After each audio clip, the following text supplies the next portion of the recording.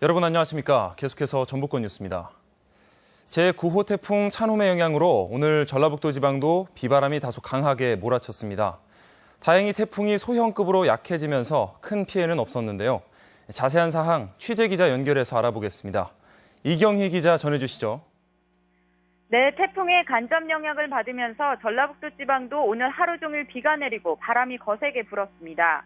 특히 군산, 고창 등 4개 시군에는 강풍주의보가 내려지면서 한때 초속 20m까지 강한 바람이 불기도 했는데요.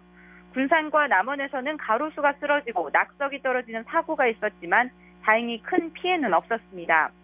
산간 지역을 중심으로 비도 많이 내렸습니다. 지리산 뱀사골에는 291mm가, 무주 덕유산에는 176mm의 폭우가 쏟아졌습니다. 한때 남원에는 호우경보가, 무주에는 호우주의보가 내려졌지만 현재는 모두 해제된 상태입니다. 서해남부 먼바다는 태풍경보, 앞바다는 태풍주의보가 발효되면서 도내 5개 항로도 모두 차단된 상태입니다. 태풍 찬홈은 오늘 오후 6시쯤 군산 서쪽 210km 부근 해상을 지나 북한 쪽으로 올라갔습니다.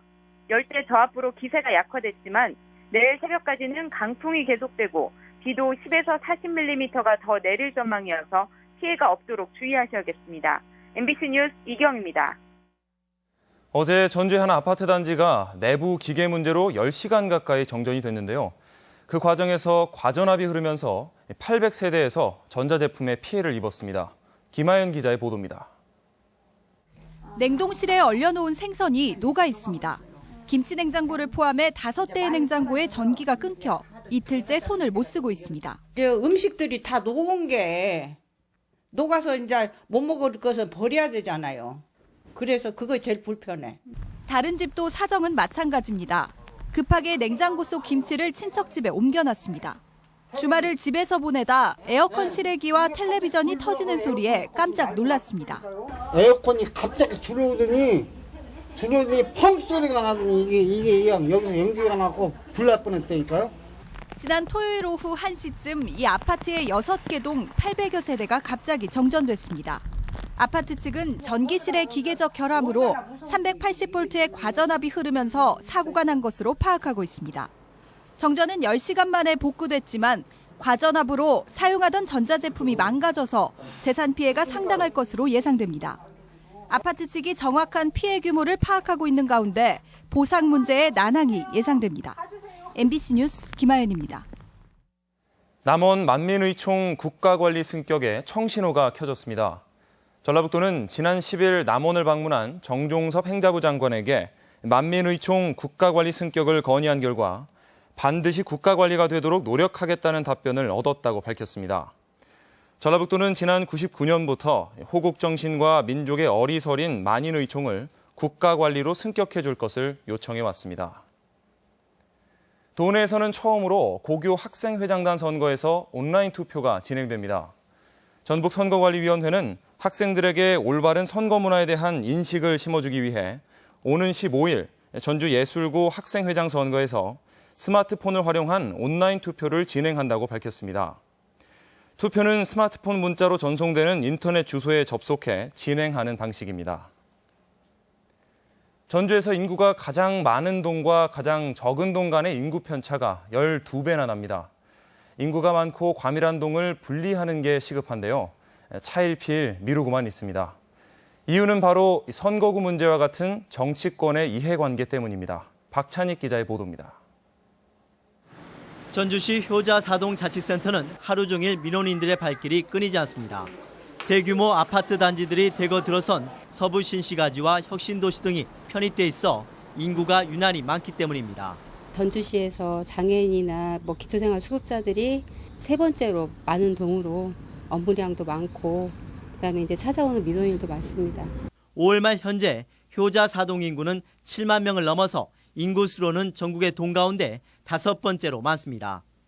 전주시에서 가장 인구가 적은 풍남동과 비교하면 무려 12배에 이르는데 효천지구 개발 등으로 인해 인구는 계속 증가할 전망입니다. 이 때문에 이미 지난해 효자사동과 혁신도시를 분리하는 방안이 거론됐지만 지방선거를 앞두고 돌연 논의가 중단됐습니다.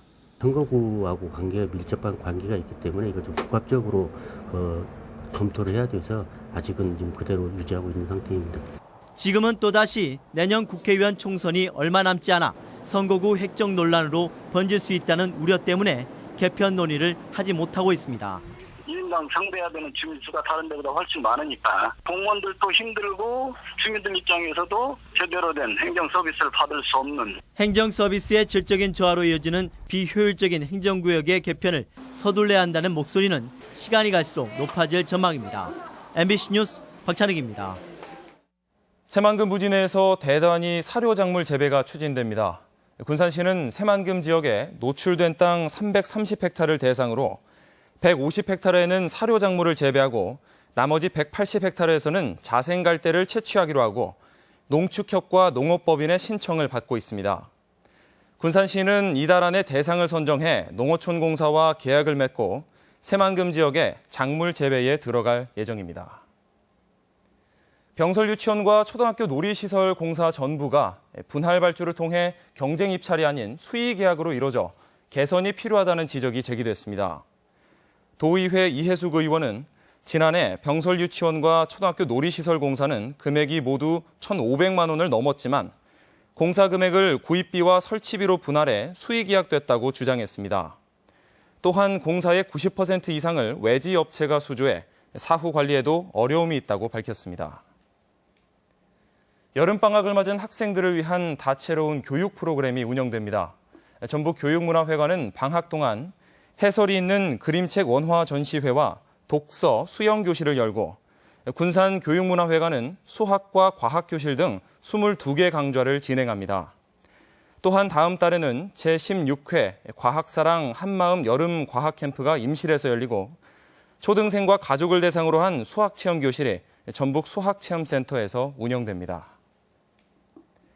부동산 실거래가를 허위 신고하는 행위가 근절되지 않고 있어 당국이 단속을 강화합니다. 전라북도에 따르면 지난해 부동산 거래가를 허위로 작성하거나 지연 신고한 사례 등 45건의 위반 사례를 적발해 과태료 3억 3,900만 원을 부과했습니다. 전라북도는 실거래 신고제를 위반하면 최고 500만 원의 과태료와 취득세의 3배까지 불이익을 받게 된다며 강력하게 단속하겠다고 밝혔습니다. 교통사고 관련 조사를 받을 때 일정을 사전에 예약할 수 있는 시스템이 도입됩니다. 전북권 뉴스였습니다.